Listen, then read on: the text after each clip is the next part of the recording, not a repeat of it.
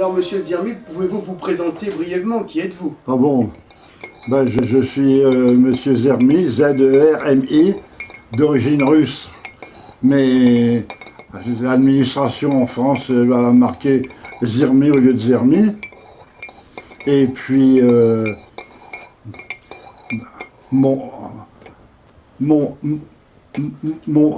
j'arrive plus à parler. Mon père s'est échappé de Russie en 1917 avec Lucien Guitry. Pour échapper aux bolcheviks? Comment? Pour échapper aux bolcheviks? Oui, c'est ça, parce qu'il a trouvé ses parents égorgés par les bolcheviks. Donc vous êtes un russe blanc, comme on dit? Oui, c'est ça, oui.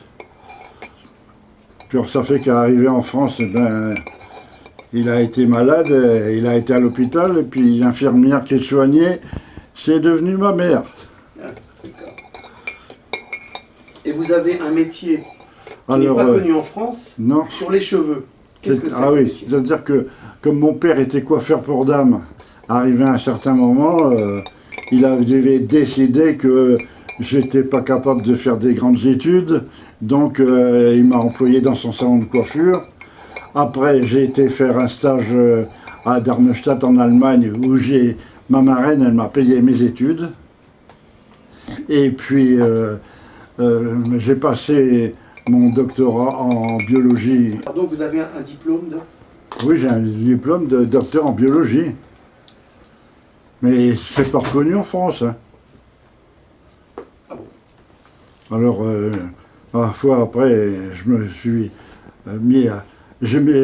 Comme j'avais horreur des cheveux, on en trouvait dans la soupe, dans la purée, dans la nourriture qu'on avait, il y en avait partout. J'avais horreur de ça. Puis un jour, j'ai eu l'idée de mettre des cheveux sous le microscope. J'étais un passionné de microscope. Hein. Puis j'ai vu que les cheveux, c'était des microfilms qui enregistrent tout ce qui se passe dans le corps humain avec un retard de 3 heures. Alors je me suis dit, bon ben, je vais voir un peu ce qui se passe. Il y a des gens qui j'ai offert des analyses de cheveux. Je dis non, non, ils commençaient à dire ce qu'ils avaient dit. Non, non, j'écoute vos cheveux, mais pas vous. Alors, quand j'ai décrit tout ce qu'ils avaient comme ennui de santé à partir des cheveux que je voyais, les gens, ils ont été surpris. Hein. Ils étaient... Mais je dis oui, mais il faut en profiter. La nature, elle a fait des cheveux pour pouvoir s'auto-réguler toute seule. Alors, ça fait que je me suis lancé, puis je me suis baladé en France, j'étais en Allemagne, en Belgique, après j'ai été à Saint-Pétersbourg. J'ai été reçu dans ma famille que j'avais au lac Baïkal, c'est des cousins qui étaient en train de construire des ports sur l'océan Arctique, parce que depuis ce temps-là, le pôle Nord, il a oublié de geler. Alors ça fait que maintenant, il y a des bateaux qui passent par l'ancienne banquise, où il y a des glaçons qui sont gros comme même pas la moitié de mon poing. Alors ça fait qu'après, j'ai été pendant 3 mois, j'étais invité à Kyoto, au Japon. D'ailleurs, ils m'ont fait un certificat comme quoi j'ai mis ça dans un cadre dans l'entrée pour que ça fasse plus riche. Et puis, ma foi, ben, j'ai fait... Ici, il y a les médecins qui sont dit, c'est pas possible, c'est pas inscrit dans les cheveux ce qui se passe. Puis, j'étais pour l'homéopathie. Alors, il y a le docteur en bas qui m'a dit, mais c'est pas l'homéopathie qui peut guérir quoi que ce soit. Je dis non, pas du tout. Quand on prend les cheveux et que je vois qu'il y a certains éléments qu'il y a ou qu'il n'y a pas au point de vue minéraux, ça correspond aux maladies que l'on peut faire ou que l'on va faire. Alors je lui ai pris des cheveux à lui, puis je lui ai vu que les petits ennuis de santé qu'il avait, il était surpris. Et je dis, mais quand vous prenez de l'homéopathie, c'est le plan architectural du médicament que l'intestin grêle doit fabriquer. Alors là, il a compris, puis du coup, il s'y est mis à l'homéopathie. C'est pour ça que notre intestin grêle, c'est un second cerveau. Hein. C'est fantastique ce qu'il peut faire. Et quand le corps humain a appris à faire le médicament qu'il lui faut en lui donnant le plan architectural du médicament conservé, ça va. Mais j'ai pu passer à l'organothérapie. Quelqu'un qui est diabétique, alors je lui donne du pancréas en 6DH, en 8DH et puis en 15DH. Ça fait que le corps reprend le plan architectural du pancréas et au bout de 5 ou 6 mois, il n'est plus diabétique. Le corps a reconstruit un organe normal. C'est comme ça pour le foie et pour la rate. Et puis quand les gens ils sont colériques et puis qui sont vraiment acariâtres, c'est qu'ils ont les glandes surrénales qui s'emballent. Alors, en jouant sur la force, en leur donnant surrénal en 12 CH, la personne, elle se calme, et puis son agressivité, il devient agressif humoristique. Ça fait qu'il a toujours cette agressivité, mais il y a plus de drame. C'est pour ça qu'en modulant les fréquences des organes concernés, on arrive à remonter la santé des gens. Par exemple, quelqu'un qui a... J'ai eu des gens qui avaient un cancer gros comme mon poing, dans les voies digestives. Je dis, parce que là, vous manquez. Votre corps, il ne sait plus fabriquer la kératine pour isoler les cellules qui sont malades. Donc il faut du soufre le matin, gragnon, du magnésium à midi pour relancer les défenses immunitaires à ce niveau-là, puis du sélénium vers 17h, et puis au bout de 5 à 6 mois, la personne repasse à la radio, son cancer qui était gros comme la moitié de mon poing est devenu gros comme une cerise, puis ça fait que le cancer il est bloqué. Mais je ne l'ai pas guéri, hein. Je leur dis quand même, quand vous allez atteindre plus de 90 ans, c'est ça qui va vous tuer. Ben, comme ils ont 40 ou 50 ans, ils ont le temps quand même. Alors c'est pour ça que le corps humain, dès qu'on envoie l'information au cerveau, au cervelet, puis à l'hypothalamus, eh bien on arrive à commencer déjà à remettre comme des notes musicales, pour ainsi dire, je ne peux pas dire trouver un autre nom, pour que toute la gamme des notes que l'on a dans notre corps puisse se réharmoniser. Alors ça, c'est reconnu dans pas mal de pays en France. En Angleterre, il n'y a pas longtemps que c'est reconnu, surtout en Écosse, mais en France... Enfin, je me bats plus, hein, j'ai laissé tomber. Pourquoi le cervelet? Pourquoi le cervelet? Le cervelet. Pourquoi vous avez dit le cervelet par rapport à... Et parce que le cervelet harmonise le cerveau gauche du cerveau droit. Et dès qu'on lui envoie des informations en organothérapie, le cervelet, et par l'intestin grêle, il réharmonise l'organe concerné. Et comment vous savez ça? Comment? Comment vous savez ça? En regardant les cheveux au microscope, quand je vois que dans les bulbes, il y a des cellules qui sont prisonnières par la kératine, j'extrais avec des outils vraiment ultra microscopiques les cellules qui sont prisonnières dedans, et je mets ça dans une coupelle sur du bouillon, du bouillon fait avec des os de veau ou des os Et puis, ça fait, je pu avoir des cellules souches qui se sont développées, et ça, je les mets sous le microscope, puis le microscope, il me dit ce qui se passe. Vous voulez dire qu'il y a une reconstitution de l'organe par les cellules souches Oui, c'est ça. et qui montre que c'est l'organe déficient. Voilà, c'est ça. Exactement. Parce qu'on retrouve ça, nous, dans le sang, les analyses de sang, les globules rouges au microscope. Surtout dans la lymphe. Voilà. Et dans la lymphe, on a toutes les organisations de la lymphe dans les urines. Pas besoin de faire une analyse de sang. À l'analyse d'urine, quand on trouve la lymphe avec les cellules dégradées de l'organe concerné, à ce moment-là, le médecin, c'est les cheveux, les bulbes des cheveux qui sont devenus médecins. Moi, je ne fais que regarder au microscope. Et d'où l'urinothérapie, l'efficacité de l'urinothérapie. Oui, c'est ça. C'est pour ça qu'autrefois, il y avait une thérapie, il y avait certains malades, on leur faisait boire leur urine. Toujours, toujours. C'est ça.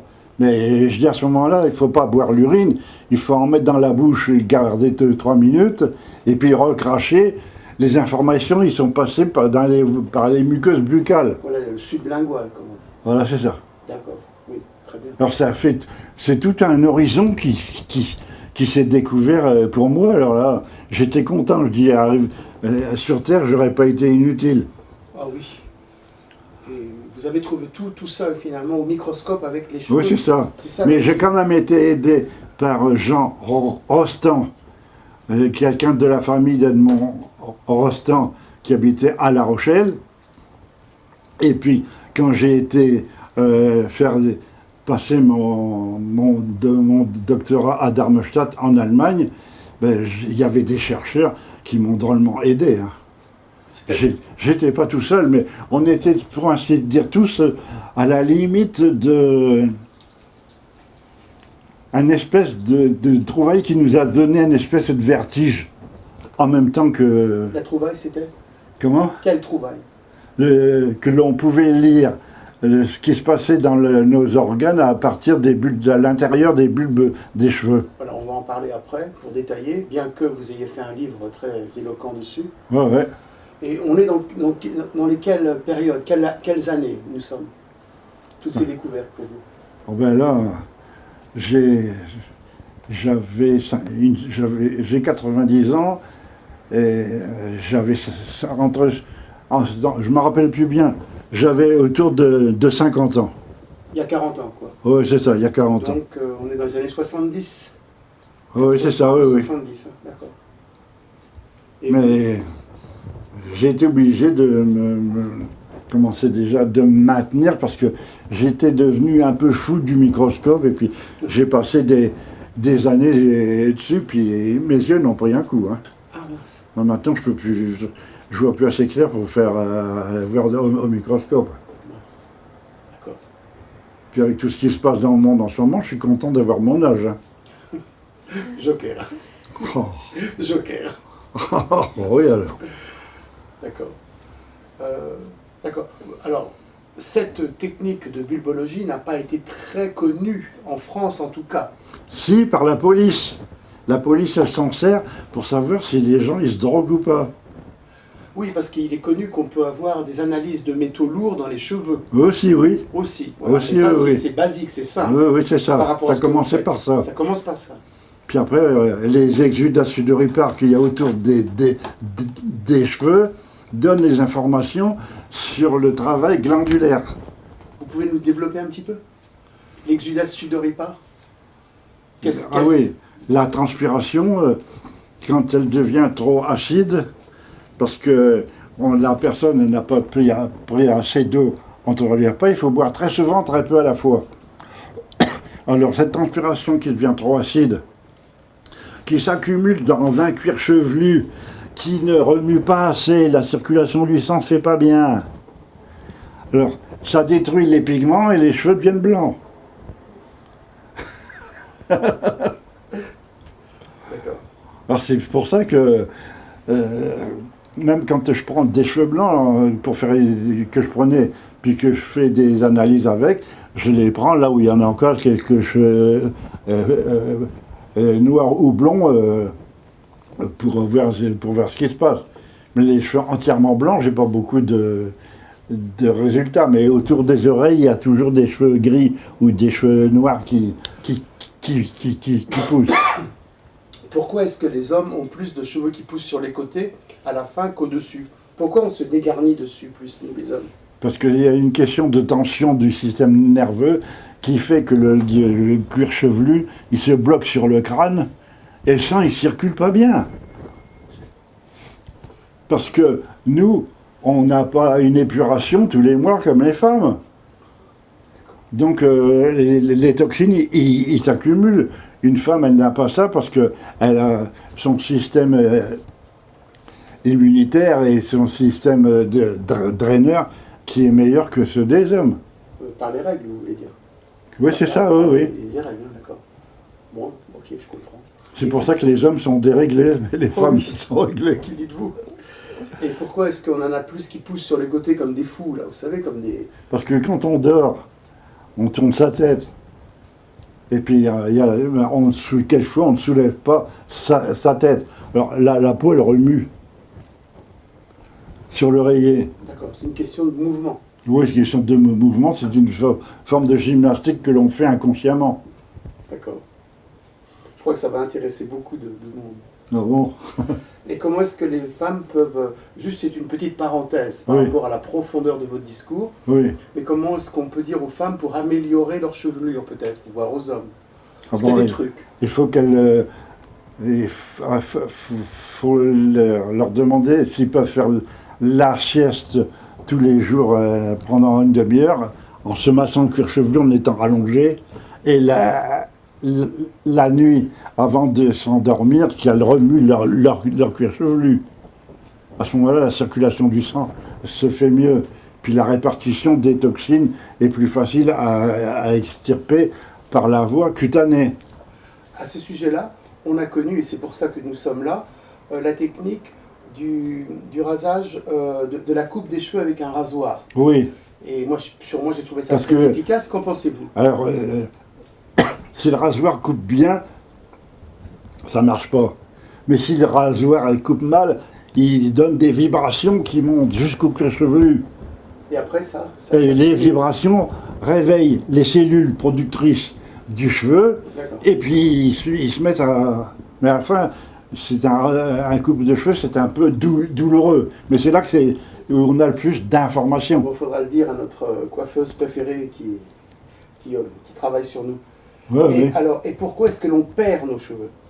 Alors, on perd les cheveux quand la circulation lymphatique au niveau du cuir chevelu ne fait plus bien son travail, et comme les vaisseaux lymphatiques qui n'ont pas une bonne circulation, eh bien ils se... Comment ça déjà? Ils se nécrosent. Ils se nécrosent? Oui, c'est ça, ils se nécrosent, c'est ça. Oui, carrément, voilà, ils disparaissent. Très bien. Nolwenn, tu vas peut-être poser déjà des questions? Et après, on reprend sur le discours, si vous voulez, de votre technique d'analyse par rapport à la santé. Ce qui est quand même plus important que d'avoir une belle chevelure, mais quand même... Oui, c'est ça, oui. Parce que quand on est moche... Alors, quand il y a des gens que je vois qui se droguent, alors je leur dis, vous dépensez un argent fou avec le cannabis et puis tout ça. Puis je dis, je ne vais pas vous demander d'arrêter de vous droguer, mais je vais vous demander d'aller au pharmacien, puis de vous demander du cannabis en 8, en DH, en homéopathie. Oui, on connaît. Ils prennent ça, puis ils deviennent euphoriques, comme si ça leur revient à 2,50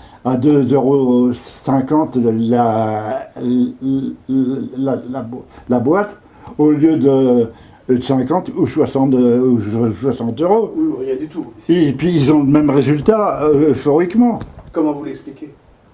Parce que l'intestin grêle reprend le plan architectural de ce qui fait plaisir au corps humain, puis se met à fabriquer cette molécule qui, lorsqu'elle est... quand la molécule est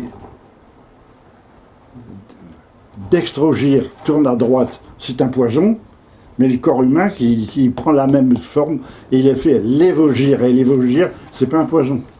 C'est d'ailleurs à ces sujets-là que... C'est l'architecture de la molécule du produit concerné. Oui, la chiralité. Ça m'a énormément fait progresser, ça, je vous dis comme ça. Oui, c'est ça.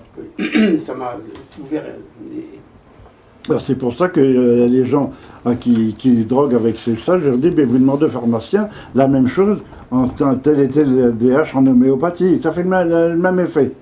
Alors, à ce niveau-là... Et après, au bout de 5 ou 6 mois, ils n'ont plus envie de se droguer parce que le corps humain s'est mis à fabriquer la même chose au niveau de la rate, du pancréas et puis du foie. Alors ça fait que le corps humain, il arrive à se contenter lui-même. Un peu, enfin une petite coupure. À ce niveau-là, chez les steinériens, vous savez, ceux qui font de l'agriculture biodynamique, ou même des gens, des connaissances, ils dynamisent l'eau en la tournant normalement vers la droite, en dextrogir. Oui, c'est ça. Alors, ils l'empoisonnent ou pas?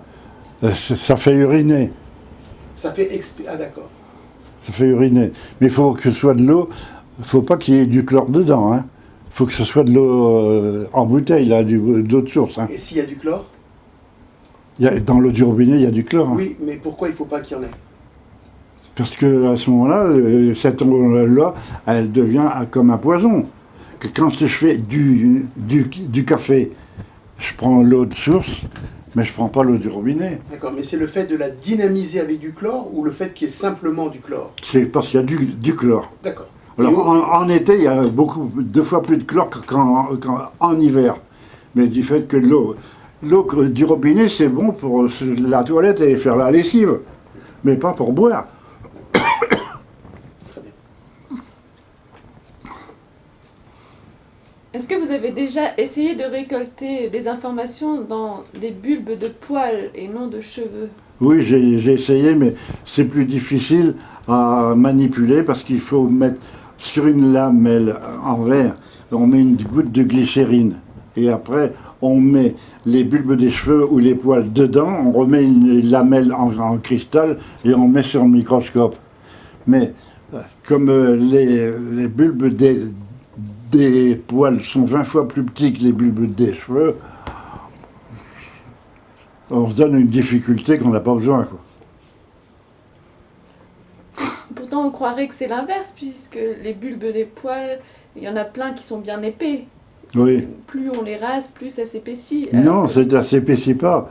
Mais quand on a un poil qui pousse sans être coupé, il est pointu, il est doux. Mais celui qu'on a rasé, la partie coupée, elle est carrée. Donc ça gratte. Alors la question est-ce qu'on doit s'épiler, enfin pour les femmes, ou pas? Quel est le danger? Est-ce que de s'épiler pour les femmes, quel est votre conseil? Non, si on s'épile, le poil, il repousse avec la pointue. D'accord. On reprend sur les cheveux? Allez, on reprend le cours de l'histoire. Oui, d'accord. Mais c'est intéressant parce que souvent vous avez quand même des découvertes hors normes. Oui. Alors comme je disais, comme vous me confirmiez, la bulbologie n'est pas très connue en France. Que par la police. Que par la police. Mais malgré tout, c'est un outil de diagnostic hors pair. Ah oui. Voilà. Avec une précision. C'est tout ce qui se passe dans le corps humain avec un retard de 3 heures. D'accord. Alors ça fait court quand même pour quelqu'un qui a une maladie dont on ne sait pas pourquoi elle est malade. Alors quand je trouve dans les bulbes des cheveux des cellules dégradées du pancréas, ben c'est que son diabète il est en train de flamber. Ou un cancer? Ou un cancer. Et quand je vois qu'il y a une trace de cancer, quand on redonne le plan architectural de l'organe concerné, le corps humain reprend ce plan architectural et refait. Ah oui, il faut donner le plan architectural du même organe en 15 CH pour détruire l'organe. Et une fois, mettons le dimanche. Et puis 3 fois par semaine, il faut prendre l'organe en 7DH pour qu'il reconstruise un organe.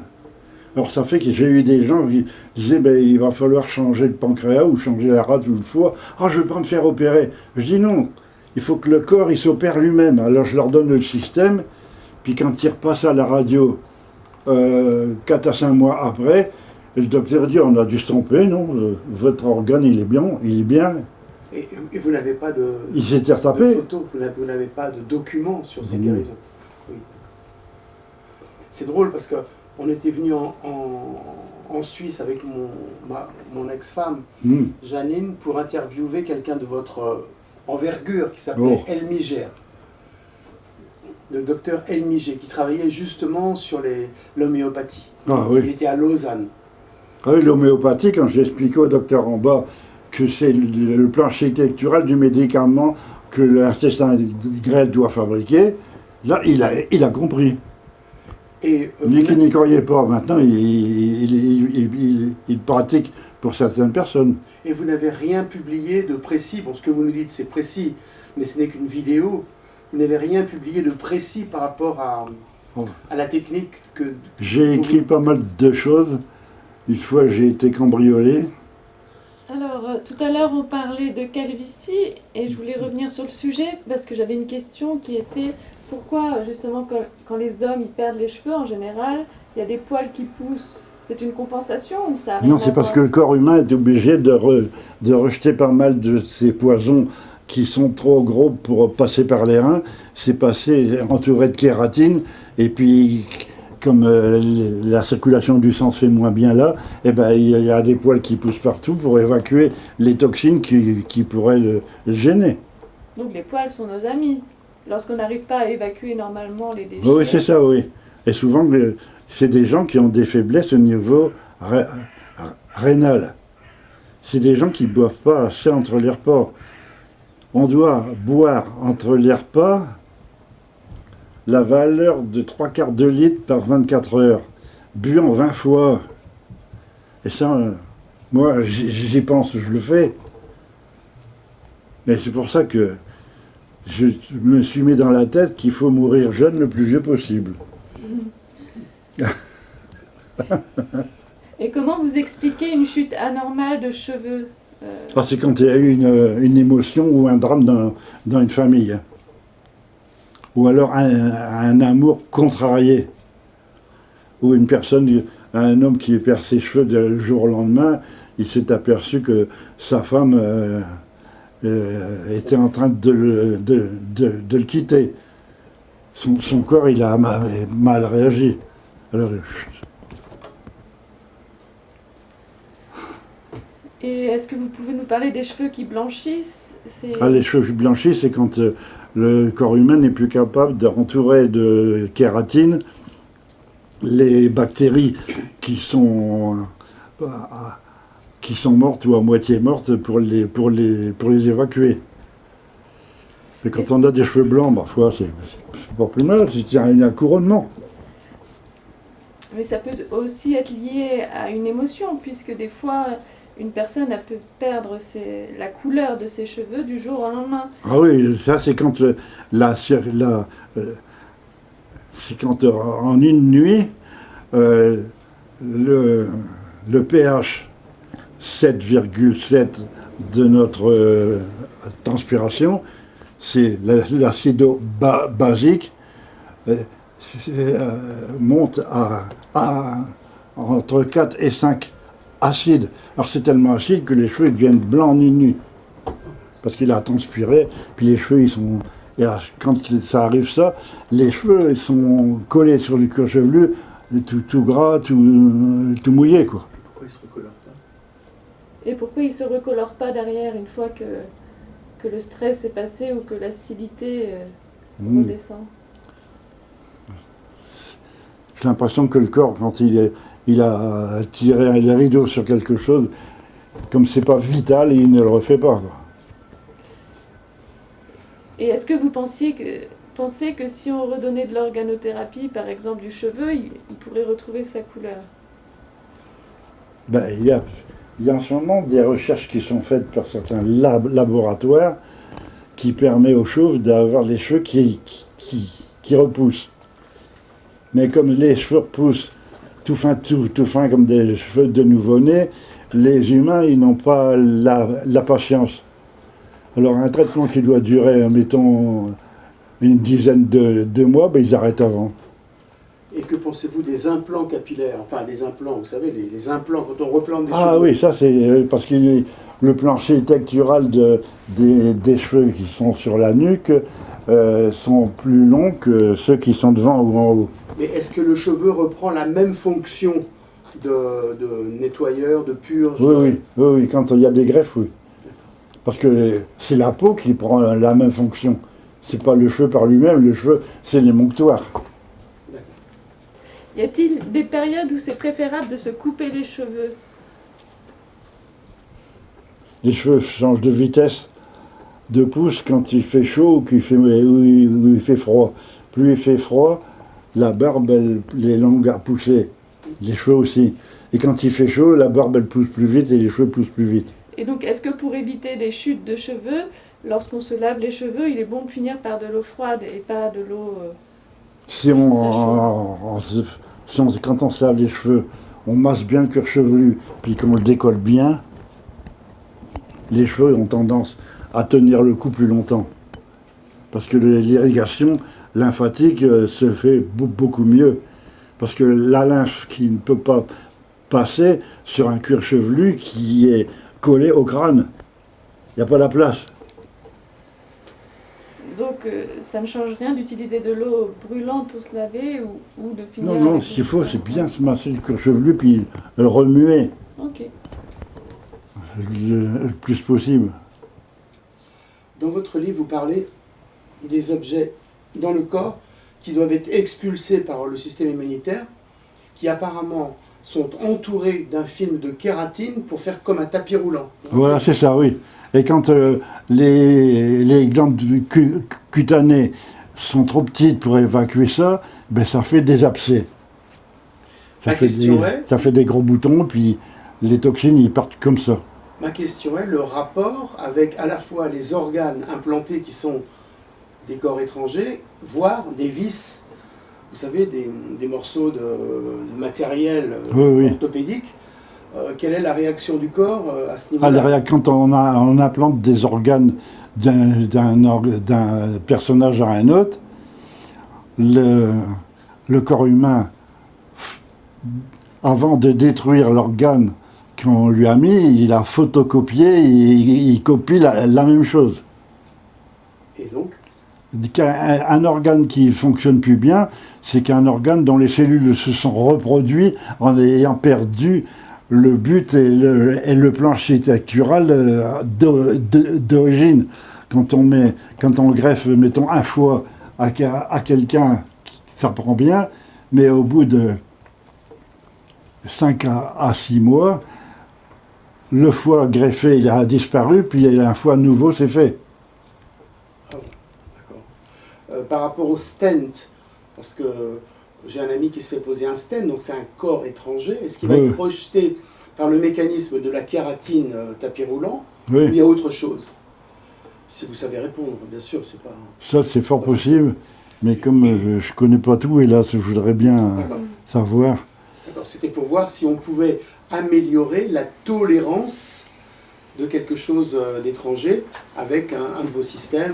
Ah oui, comme moi, on m'a mis une pile ici, pour améliorer la tolérance,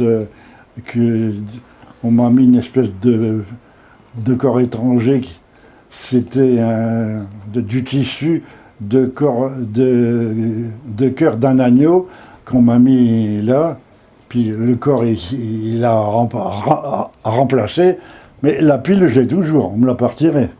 Ah, donc le corps remplace les tissus. Oui, c'est ça. D'accord, pour se l'adapter, quoi. Oui, c'est ça, oui. Mais par le mécanisme de la kératine dont vous parlez dans votre livre, ou un autre système, les cellules souches, les systèmes c'est-à-dire que dans mon livre, j'ai pas pu tout mettre parce que il y a eu un moment, j'ai présenté mon livre des éditeurs qui l'ont lu puis n'ont pas voulu l'éditer. Ils m'ont dit ça ne se vendra pas. Et vous avez l'édition originale? Vous avez votre manuscrit? J'en ai plus. Je les ai donnés et puis non, puis Bah, j'ai été malade il y a quelques années et puis je savais que j'étais prêt à passer l'arme à gauche. Ça fait que je les ai donnés.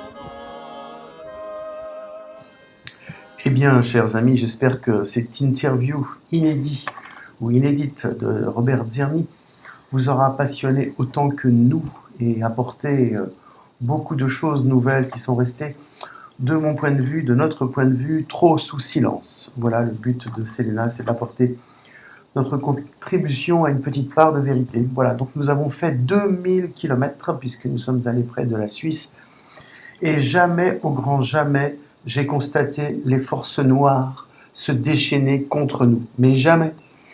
D'abord, on commence à échanger avec Nolwenn la place du conducteur. Hein, on s'est échangé à l'autoroute et Nolwenn perd son portable tout neuf. Donc il tombe, voilà. Ensuite, on arrive à Paris, donc dans notre port d'attache. Et là, ma moche famille, hein, qui a le droit de rentrer, hein, voilà, eh bien, avait volé une partie de mes meubles, trafiqué le signal d'alarme. Et cela nous a valu la visite de la BAC, puisque ça avait été l'alarme avait été déclenchée, et donc Vérissure n'avait rien trouvé de mieux que de nous envoyer la BAC, alors que normalement il ne devait pas le faire. Un huissier, alors bon, je vous expliquerai peut-être un jour dans mes mémoires. Voilà, donc la nuit évidemment a été tendue. Alors le matin on part, et dans une station d'autoroute, jamais je n'avais vu une telle exhibition de ce que je vais appeler les Black Juice, c'est-à-dire les jus noirs, ce jus noir qui a infiltré la Terre et qui continue à graviter autour du cosmos. C'était hallucinant. Bon, c'est vrai que malgré le retrait qu'on peut avoir, oui, ne jamais s'investir dans les forces noires, eh bien, le test du CVQ à la fin a montré que, eh bien, malgré tout, ça s'infiltre comme du poison dans nos cerveaux. Donc heureusement, la technique a un petit peu nettoyé ça, mais cela contribue à énormément de mal-être. Ensuite, on arrive près de Lyon. Alors là, des trompes d'eau, mais comme jamais, quoi. Je vous donne mon interprétation par rapport à ce que j'aime beaucoup, Tintin, chez les Incas, où il doit traverser un mur d'eau pour aller vers la vérité, c'est-à-dire les anciennes civilisations, Maya ou Aztèques, je ne sais plus. Donc voilà mon interprétation, donc on va dire que c'était un signe peut-être positif. Hein. Vous voyez, l'interview n'était quand même pas si mal.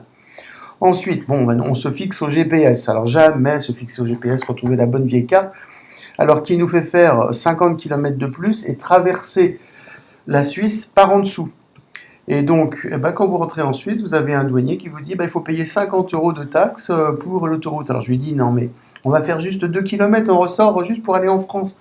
Ah oui, mais non, on ne veut pas savoir. Donc 50 € de plus au budget. On arrive près du CERN, enfin on passe à Genève, donc c'est près du CERN. Et là, et ça se confirmera après, les forces noires de cette machine infernale, outil électromagnétique, sont telles que les CVQ sont complètement spasmés. Alors je ne comprends pas comment les gens vivent à côté, enfin bon, ils font avec. Mais nous, les Bretons ultra-sensibles, eh bien, on est désemparés là-dessus. Et on a notre énergie qui part à grands pas. Bon, alors, franchement, là, j'ai cru que je faisais demi-tour et que l'interview n'allait pas se faire.